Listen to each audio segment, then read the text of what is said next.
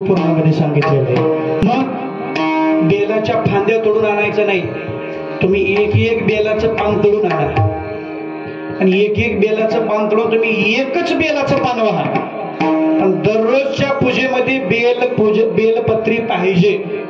राष्ट्रसंत हिमालयातून जर खाली का आले असतील तर फक्त पूजेचा बेल संपला म्हणून। बरोबर आहे महाराज, फक्त पूजेचा बेल संपला म्हणून। पूजेचा बेल जर असता तर बोरीच मिळाला तर आपल्या राष्ट्रसंत इकडे यायला काय, आपण काय असे सप्ते करायला आपल्या गळ्यात कुठला इष्टलिंग फळावर कुठलं भस्म दिसलं असतं नाही।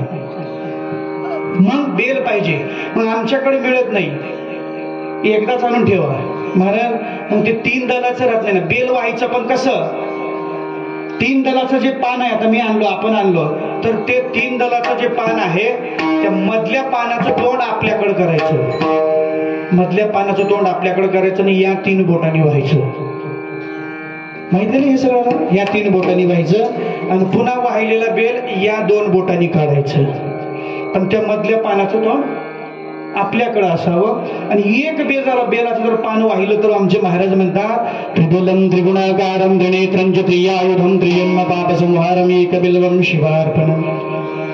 एक बेलाचं पान वाहिलं तर 3 जन्माचं पाप नाही होतं महाराज। एकदाच आणून ठेवल्यावर ते 4 दिवसाला 3 दलाचं राहत नाही, 2 दलाचं वाह चालतंय।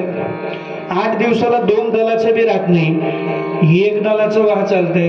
15 दिवसाला ते एक बी दल राहत नाही, पण किमान बेलाचा चुरा तरी वाहा। पण बेल वाहिल्याशिवाय पूजा पूर्ण होत नाही।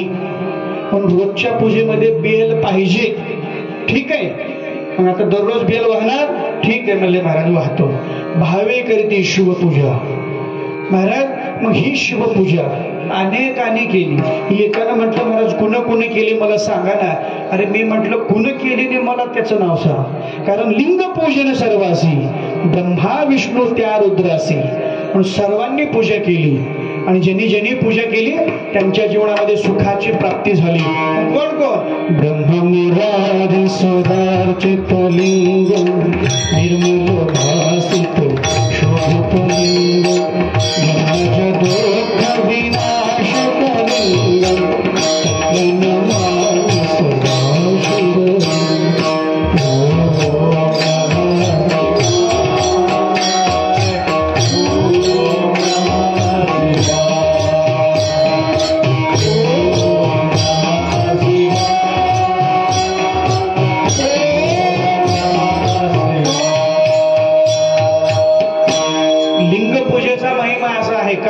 इंद्र संपत्ती ये हाता, हे सामर्थ्य लिंग पूजनाची।